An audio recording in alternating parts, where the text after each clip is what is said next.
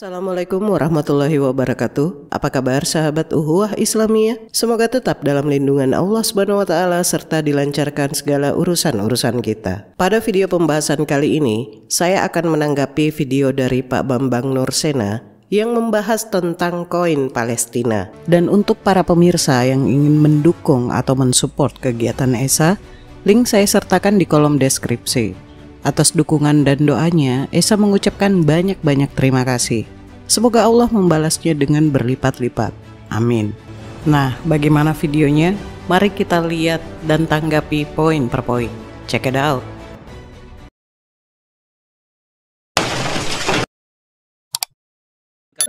Saudara-saudara, makanya orang yang tahu sejarah itu minim untuk tergelincir di masa depan. Maka Bung Karno mengatakan jas merah, jangan sekali-kali melupakan sejarah. Di tengah-tengah situasi perang Israel sama Hamas, ini bukan Israel Palestina. Palestina sendiri tidak diwakili oleh Hamas, maka Presiden Palestina kan mengatakan Hamas bukan perwakilan Palestina. Palestina itu sendiri pecah jadi dua, saudara-saudara, harus paham.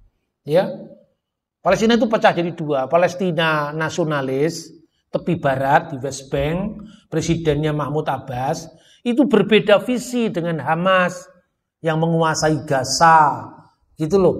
Maka saya bilang, gunakan mulutmu untuk memberkati, jangan untuk mengutuk. Orang-orang Kristen, kalau ikut mengutuk nanti kamu akan dikutuk sendiri. Ya, kita semua lihatlah, harus jujur, ketika negara dalam kondisi tidak perang, negara dalam kondisi aman ini, tiba-tiba ada orang yang menyerang, kedaulatan negara kan terganggu. Penduduk sipil jadi tawanan. Kenapa kita tidak pernah mengutuk yang menyerang itu? Kenapa yang kita kutuk adalah balasannya? Tapi itulah demokrasi. Jumlahnya yang besar tentu yang menang. Makanya demokrasi tidak selalu benar, saudara-saudara. Ada orang yang namanya Kores Agung. Dia tidak mengenal demokrasi. Dia tidak mengenal bentuk republik, tapi dia monarki. Tapi berlaku adil. Bangsa-bangsa yang ditawan oleh Babel dibebaskan satu-satu. Tidak hanya itu, diberikan fasilitas untuk membangun rumah-rumah ibadah sesuai dengan agamanya masing-masing. Inilah piagam pertama kebebasan beragama. Makanya mari kita belajar sejarah. Ternyata saudara-saudara, sejarah itu bisa berulang. Tapi sejarah juga bisa mengulangi kesalahan-kesalahan kita apabila kita tidak belajar dari sejarah itu. Beberapa hari lalu, saya itu ketawa-ketawa sendiri lihat-lihat di dunia medsos itu. Saya menemukan gambar ini. Nih, saudara-saudara. Mata uang Palestina katanya. Ya, Anda tulis misalnya Palestine coin. Ini terbit tahun 1927, tertulis dalam bahasa Arab, koinnya ini, bahasa Latin, dan bahasa Ibrani. Nih, saudara-saudara. Bahasa Arabnya tertulis Palestine. Bahasa Inggrisnya tertulis Palestine. Bahasa Ibrani tertulis Palestina. Kuma, ya, huruf alef dan huruf yod. Lalu orang kan nggak ngerti bahasa Ibrani ini. Ini bukti bahwa negara Palestina sudah ada sebelum Israel. Israel baru berdiri tahun 1948. Palestina sudah punya mata uang. Katanya gitu. Ayo kalau Anda nggak ngerti sejarah. Oh iya ya, bener ya. Terus Anda lihat cari di Google yang lain. Picture, bener ini. Mata uang, kertasnya juga ditemukan. Lah ini mata uang kertasnya. Palestina, ini berapa ini? One Palestine Pound, 1 pound Palestina. Ya, kemudian ini terbit tahun 1939, ini mata uang Palestina. Loh, ini berarti negara Palestina sudah ada. Lalu orang bikin hoax lagi. Negara Timur Tengah, salah satu yang mengakui kedaulatan Indonesia adalah Palestina. Loh, negaranya belum ada kok. Bagaimana diakui Palestina? Tapi yang namanya itu ya, Anda hanya percaya internet tanpa melihat cross check-nya. Kacau. Ini betul, mata uang Palestina betul. Tapi ini bukan negara Palestina, bro. Mata uang ini diterbitkan ya oleh yang namanya Anglo-Palestine Bank. Anglo-Palestine Bank itu yang mendirikan siapa? Yang mendirikan itu jaringan gerakan Zionis yang dipimpin oleh Theodor Herzl. Dan bank ini namanya Anglo-Palestine Bank ini berdiri tahun 1902. Karena apa? Dalam visi kenegaraan yang diimpikan oleh Theodor Herzl, pendiri Zionisme itu, kita harus punya bank, kita harus menguasai uang. Lalu mereka mendirikan bank dinamakan Anglo-Palestine Bank. Bank itu yang sekarang menjadi Bank Leumi di Israel. Jadi ketika pada saat Perang Dunia Pertama, ya, Inggris menang perang sama Jerman, Turki waktu itu temannya Jerman. Sebagai bangsa yang kalah perang, otomatis kedaulatan wilayahnya dimiliki oleh pemenang perang. Yang menang perang Inggris, lalu lahirlah yang namanya Deklarasi Balfour. Ketika Palestina, tempat yang namanya Palestina, teret Israel itu, di bawah mandat Inggris, inilah mata uang yang berlaku. Yang tanda tangan ya ini adalah orang mandat Inggris juga, ini tertulis di sini. Nah kemudian yang kedua orang lupa. Ada di situ tertulis Ibraninya itu Palestina. Kemudian koma, alef, yod itu artinya apa? Alef itu eret. Yod itu Yisrael. Jadi Palestina, eret Yisrael. Palestina, tanah Israel. Jelas ya? Setelah melihat kurang lebihnya penjelasan dari Pak Bambang, kita cukup senyumin saja. Kenapa saya berkata seperti itu? Sebelumnya mari kita saling mengingatkan untuk selalu mendoakan saudara-saudara kita yang berada di Palestina sana dengan ujian yang tengah dihadapi. Semoga Allah SWT selalu melindungi dan diberi kekuatan kepada saudara-saudara kita di sana. Amin. Sepintas, ketika mendengar penjelasan Pak Bambang, mungkin kita yang awam ini akan sependapat dengannya. Tapi perlu diketahui bahwa dalam hal melihat dan mendengar penjelasannya, kita perlu teliti dan menelaah pelan-pelan agar tidak terbawa arusnya. Dalam hal ini, kritikan perlu kita pertanyakan. Baik, mari kita ulas. Koin Palestina atau Pound Palestina adalah mata uang mandat Inggris atas Palestina dari tanggal 1 November 1927 hingga 14 Mei 1948 dan mata uang negara Israel antara 15 Mei 1948 dan 23 Juni 1952 saat itu diganti dengan lira Israel. Pound Palestina juga merupakan mata uang Transjordania hingga tahun 1949 ketika digantikan oleh dinar Yordania dan tetap digunakan di tepi barat Yordania hingga tahun 1950. Di jalur Gaza, Pound Palestina terus beredar hingga April 1951. Ketika itu digantikan oleh Pound Mesir. Nah, jadi ceritanya tuh gini. Wilayah Palestina dulunya dikuasai oleh Kesultanan Utsmaniyah hingga tahun 1918 dan saat itu mata uang yang digunakan adalah lira Ottoman. Selama tahun 1917 dan 1918 Palestina diduduki oleh tentara Inggris yang membentuk pemerintahan militer. Mata uang resminya adalah Pound Mesir yang pertama kali diperkenalkan ke Mesir pada tahun 1834. Namun beberapa mata uang lainnya merupakan alat pembayaran yang sah dengan nilai tukar tetap yang diberlakukan secara ketat. Setelah pembentukan pemerintahan sipil pada tahun 1921, Komisaris Tinggi Herbert Samuel memerintahkan bahwa mulai tanggal 22 Januari 1921 hanya mata uang Mesir dan kedaulatan emas Inggris yang akan menjadi alat pembayaran yang sah. Pada tahun 1926, Menteri Negara Koloni Inggris menunjuk Dewan Mata Uang Palestina untuk memperkenalkan mata uang lokal. Berbasis di London dan diketuai oleh P.G. Ezes Hill dengan pejabat mata uang yang berdomisili di Palestina. Dewan memutuskan bahwa mata uang baru akan disebut Pound Palestina. Nah, jadi sebetulnya apapun alasan Pak Bambang dalam menjelaskan hal tersebut, ini tidak berdampak apapun karena koin Palestina sendiri sebetulnya telah membuktikan dengan sendirinya bahwa secara histori eksistensi Palestina itu telah ada sejak dahulu. Benar apa betul? Dan mengenai tulisan pada koin Palestina, sisi koin bertanda 2 mil dalam bahasa Arab, Inggris, dan Ibrani dihiasi dengan ranting zaitun. Sisi depannya bertanggal 1946 serta tanggal Arab beserta nama Palestina dalam bahasa Inggris, Arab, dan Ibrani. Huruf Ibrani yang berbunyi Palestina dari kanan ke kiri tentunya diikuti dengan huruf Ibrani Alef dan Yod di dalam tanda kurung. Kedua huruf tersebut dipisahkan oleh dua tanda tipografi Ibrani yang terlihat seperti tanda kutip ganda. Singkatan Alef Yod pada koin-koin tersebut adalah singkatan dari Eretz Yisrael,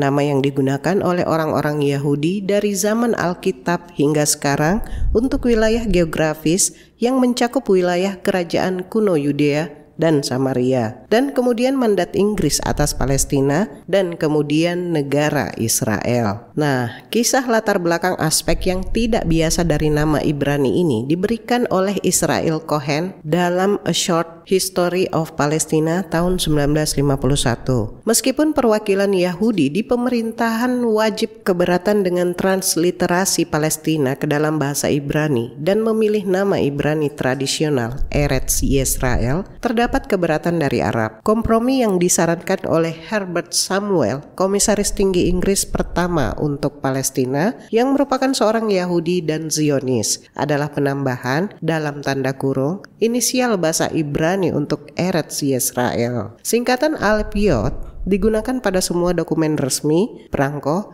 dan uang logam hingga akhir mandat. Selama mandat, istilah Palestina diterapkan pada orang-orang Yahudi dan Arab, dan lembaga-lembaga Yahudi seperti Israel Philharmonic Orchestra dan surat kabar The Jerusalem Post saat ini masing-masing disebut Palestine Philharmonic Orchestra dan The Palestine Post. Faktanya hingga awal tahun 1950-an ketika pers dunia menyebut orang Palestina, yang mereka maksud adalah orang Yahudi Palestina.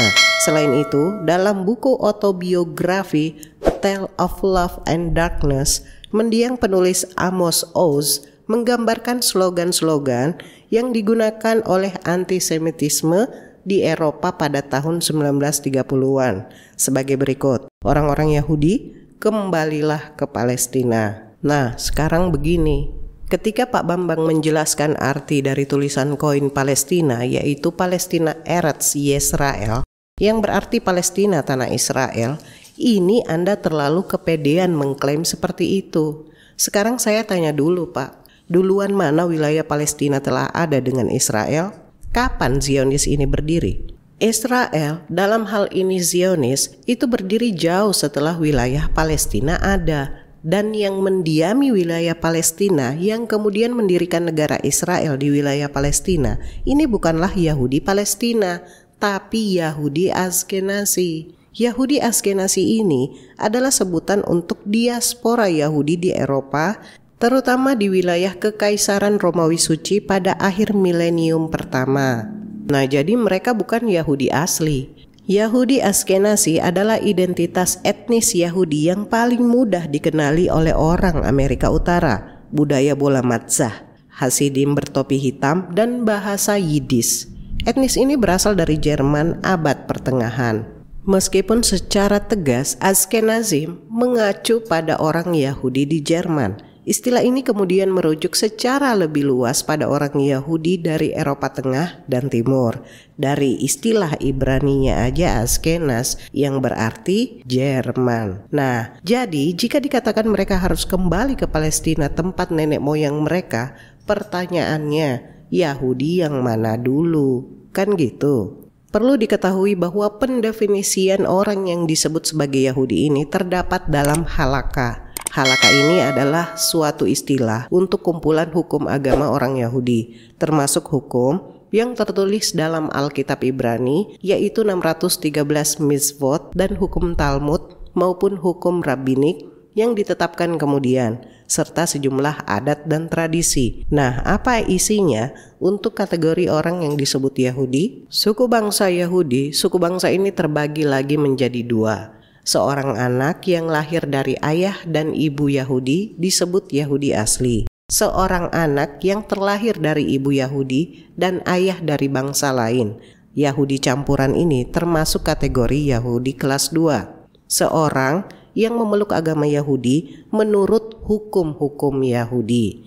Nah, definisi ini diwajibkan oleh Talmud, sumber hukum-hukum tak tertulis yang menerangkan Taurat, kitab suci asal hukum-hukum Yahudi atau 5 kitab pertama, kitab Tanakh maupun Perjanjian Lama. Menurut Talmud, definisi ini dipegang semenjak pemberian 10 perintah Allah di Gunung Sinai kira-kira 3.500 tahun dahulu kepada Nabi Musa. Sejarawan Yahudi non-ortodoks berkeyakinan bahwa definisi ini tidak diikuti sehingga tidak lama berlaku. Tetapi ia mengaku bahwa definisi ini digunakan sekurang-kurangnya 2000 tahun sampai saat ini. Nah, pada akhir abad ke-20, dua kumpulan Yahudi, terutama di Amerika Serikat, yang liberal dari segi teologi, Yahudi Reformasi dan Yahudi Rekonstruksi, telah membenarkan orang yang tidak memenuhi kriteria tersebut untuk menyebut diri mereka sebagai Yahudi. Mereka tidak lagi mewajibkan orang memeluk agama tersebut demi memenuhi adat istiadat pemelukan tradisional, dan mereka menganggap seseorang sebagai Yahudi jika ibu mereka bukan Yahudi asalkan berayah Yahudi. Yahudi adalah agama tertutup. Di samping itu kita juga mengenal ada Yahudi Askenazi, Yahudi Sephardim, dan juga Yahudi Mizrahim. Yahudi Askenazi ini bukanlah termasuk keturunan dari Yakub, tetapi jalur nenek moyang mereka adalah Yafet yang merupakan salah satu anak dari Nabi Nuh alaihissalam. Nah, secara garis besar saya jelaskan saja, dan untuk lebih detailnya insya Allah lah nanti kita bahas ya. Para ahli sejarah menyebutkan anak-anak Nuh alaihissalam ada 4, yaitu Sam atau Syam, Ham, Yafet, dan Yam atau Kanaan. Dari Sam melahirkan keturunan bangsa Arab, dari Ham melahirkan keturunan bangsa Afrika, dan dari Yafet melahirkan bangsa Rum atau Romawi, sementara Yam atau Kanaan tidak melahirkan keturunan karena meninggal tenggelam dalam banjir bandang. Adapun bangsa Kanaan yang kemudian menempati tanah Kanaan atau Ardu Kanaan berasal dari keturunan Kanaan bin Ham bin Nuh, sementara dari keturunan Sam bin Nuh melahirkan Nabi Ibrahim. Garis keturunannya adalah Ibrahim bin Azar bin Tahur bin Syarus bin Rauf bin Falis bin Tabir bin Soleh bin Arfaksad bin Sam bin Nuh. Usia Ibrahim sekitar 115 tahun, menjadi nabi sekitar tahun 1900 sebelum Masehi atau saat berumur 97 tahun. Nabi Ibrahim diutus untuk kaum Kaldan di wilayah Ur, Babilonia atau kawasan selatan Irak sekarang. Menurut teks kuno dan legenda, pendiri Babilonia adalah Raja Namrud bin Kan'an bin Kus bin Ham bin Nuh. Ia memerintah bersama Ratu Semiramis. Raja Namrud digambarkan sebagai tiran perkasa yang zolim dan mengaku dirinya sebagai dewa penguasa alam. Terusir oleh kezoliman Raja Namrud, Nabi Ibrahim bersama Nabi Lut berhijrah dari Babilonia ke tanah Kan'an atau Ardu Kan'an, suatu daerah di barat daya Haran, meliputi daerah di lembah sungai Yordania, wilayah Syam. Wilayah Syam terdiri dari beberapa wilayah yang kemudian disebut dengan negara-negara Al-Lubnan atau Lebanon, Al-Urdun atau Yordania, Suriah, dan Filistin atau Palestina. Jadi Sam bin Nuh yang merupakan nenek moyang dari Nabi Ibrahim merupakan penguasa atas wilayah Palestina. Artinya apa? Artinya wilayah Palestina ini adalah wilayah nenek moyang dari semua keturunan Nabi Ibrahim, baik itu dari jalur Ismail maupun Ishak. Kesimpulannya, dari sini kita bisa menyimpulkan bahwa wilayah Palestina ini adalah milik pribumi asli keturunan Sam bin Nuh. Mau itu Yahudi Palestina, Arab Palestina, entah Arab Muslim maupun Arab non-Muslim.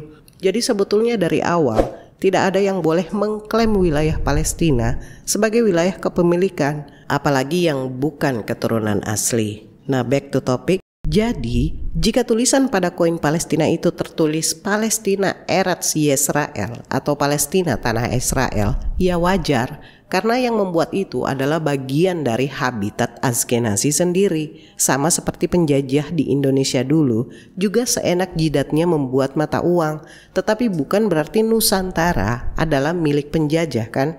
Dan harusnya Pak Bambanglah yang harus mempelajari sejarah dengan baik dan benar, bukan mengutip sejarah agar sesuai dengan paham Anda. Tapi galilah sejarah tersebut dari akarnya, biar tidak monoton nyumsepnya Anda itu. Saat Inggris menduduki wilayah Palestina dan membiarkan orang-orang Israel atau Yahudi Askenazi mendirikan negara, disinilah lama-kelamaan para Yahudi Askenazi, terutama di belahan Eropa, berdatangan ke Palestina dan sedikit demi sedikit mencaplok tanah di wilayah Palestina sebagai tempat tinggal mereka yang bertambah terus-menerus. Tentu dalam hal ini penduduk pribumi, dalam hal ini Arab Muslim Palestina, merasa tertindas. Perlu Pak Bambang ketahui bahwa setelah runtuhnya Kekaisaran Utsmania dalam Perang Dunia Pertama, maka sejak saat itu bangsa Eropa berambisi untuk mewarisi peninggalan Turki Utsmani. Sekitar tahun 1876, orang-orang Yahudi diizinkan masuk ke Palestina. Selain itu, bangsa Eropa juga mendirikan konsulat-konsulat yang memiliki tugas utama dalam intervensi urusan Turki Utsmani dan secara bertahap mengendalikan Al-Quds, di mana hal itu terlihat jelas dalam kepemilikan tanah dan real estate, pembangunan gereja, sekolah, rumah sakit, dan upaya untuk merusak hubungan baik antar sekte. Saat Palestina dikuasai Yahudi, mereka memiliki konsep yang bernama kados, yang memiliki arti pelarangan bagi mereka yang tak dianggap suci untuk memasuki kota suci. Adapun perlakuannya saat menguasai Palestina, Yahudi tidak memberikan hak-hak secara utuh terhadap umat Kristiani dan umat Muslim. Sementara saat Palestina dikuasai oleh umat Kristen, Yahudi tidak diperbolehkan masuk ke dalam tanah suci. Berbeda saat Palestina dikuasai oleh umat Islam. Pada masa Khalifah Umar bin Khattab, umat Islam justru sebaliknya. Mereka tidak diperbolehkan mengambil alih rumah orang Kristen. Khalifah Umar juga mengizinkan umat Yahudi asal Tiberias untuk tinggal di Palestina, asalkan mereka membangun rumah di tempat yang belum dimiliki oleh siapapun. Bahkan sikap umat Islam yang demikian baik terhadap umat Kristen dan Yahudi mendapat pujian dari Karen Armstrong, salah seorang peneliti sejarah. Nah, jadi jika melihat sejarah tersebut, ketika Pak Bambang membawa Raja Kores yang dapat mewujudkan perdamaian antar umat beragama, sepertinya hal tersebut tidak terbukti diaplikasikan, tetapi justru malah lakum dinukum waliyadin. Bagimu agamamu dan bagiku agamaku, dari agama Islamlah yang mengaplikasikan dan membuktikan hal tersebut. Bukan begitu Pak Bambang? Jadi ada benarnya juga apa yang dikatakan oleh pentolan Nazi Adolf Hitler. Bisa saja saya musnahkan semua Yahudi di dunia ini, tapi saya sisakan sedikit yang hidup agar kamu nantinya dapat mengetahui mengapa saya membunuh mereka. Konon, ucapan yang dilontarkan itu dijadikan acuan bagi tentara Nazi untuk melakukan genosida kaum Yahudi di Eropa. Meski hal ini masih jadi perdebatan. Namun terlepas benar atau tidaknya ungkapan itu, setidaknya kini semua manusia melihat dengan jelas bagaimana aksi brutal bangsa Yahudi, mulai dari pencaplokan tanah Palestina sejak tahun 1965 hingga pembantaian penduduk sipil di jalur Gaza dan sekitarnya. Nah, jadi ungkapan yang dikatakan oleh Pak Bambang, gunakan mulutmu untuk memberkati, jangan untuk mengutuk. Di mana Pak Bambang menyimpulkan bahwa Hamaslah yang menyerang, yang seharusnya dikutuk. Kenapa yang dikutuk malah yang diserang? Inilah salah satu ungkapan dagelan dalam menempatkan posisi yang tidak sesuai, yang mencaplok tanah siapa, yang membabi buta dari dulu siapa, membunuh warga sipil dan lain sebagainya. Hayo Pak Bambang, mari kita jujur-jujuran melihat fakta sejarah dan dampak dengan kondisi sekarang akibat sebuah keserakahan karena klaim kepemilikan wilayah. Berani nggak jujur-jujuran? Kemudian Pak Bambang mengatakan bahwa Palestina terbagi dua dan Hamas melakukan penyerangan tanpa persetujuan Palestina, apalagi persetujuan Presiden Palestina Mahmud Abbas. Perlu kita ketahui bahwa Hamas melakukan serangan terhadap Israel karena ini telah menjadi tanda eskalasi kedua belah pihak sejak mereka terlibat perang 11 hari pada tahun 2021. Juru bicara Hamas, Khaled Kadomi, mengungkapkan alasan mereka menyerang Israel adalah sebagai bentuk respons atas kekejaman yang telah dirasakan rakyat Palestina selama beberapa tahun ke belakang. Kadomi mengatakan bahwa mereka ingin masyarakat internasional menghentikan kekejaman di Gaza terhadap rakyat Palestina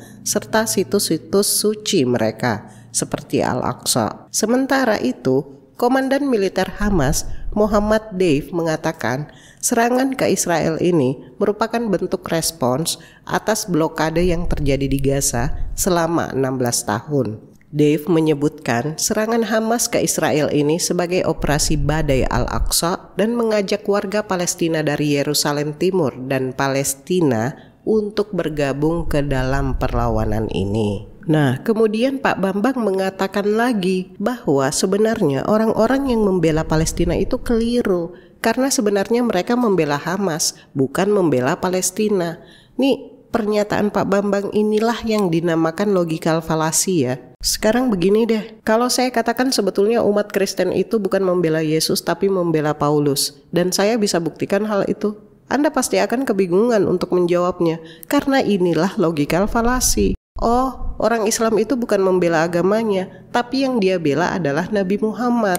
Oh, Esa Raflesa itu bukan membela Indonesia, tapi dia bela Pak Jokowi. Ini kan pernyataan dagelan. Jadi kesimpulannya, saya kembalikan lagi perkataan dan penjelasan dari Pak Bambang untuk belajar sejarah dan memahaminya benar-benar, bukan menjelaskan bukti sejarah pada poin untuk pembenaran dengan tidak mengulik dari akarnya, agar habitat Anda yang mendengarkan penjelasan Anda tidak mengawali pemahamannya langsung di tengah, bukan di awal. Nah, lebih baik Pak Bambang itu menjelaskan tentang sejarah antisemitisme, di mana selama berabad-abad orang Yahudi banyak mengalami diskriminasi dari kaum Kristen di Eropa. Diskriminasi terhadap orang Yahudi ini secara khusus disebut antisemitisme. Puncak diskriminasi ini terjadi pada Perang Dunia Kedua. Daripada Anda menceritakan tentang Kores Agung, di mana alur secara historisnya tidak diterapkan oleh Kristen dari dulu hingga saat ini ya. Mungkin saya rasa cukup, dan quote untuk kali ini adalah hinaan untuk pencipta smartphone lebih kejam adalah berasal dari kafir bodoh pemakai smartphone. HP udah smart tapi orangnya tidak. Akhirul kalam, semoga ada hikmah dan pembelajaran yang bisa kita petik. Kurang lebihnya mohon dimaafkan. Akhir kata, Maha benar Allah dengan segala firman-Nya. Allahumma salli ala Sayyidina Muhammad. Wassalamualaikum warahmatullahi wabarakatuh.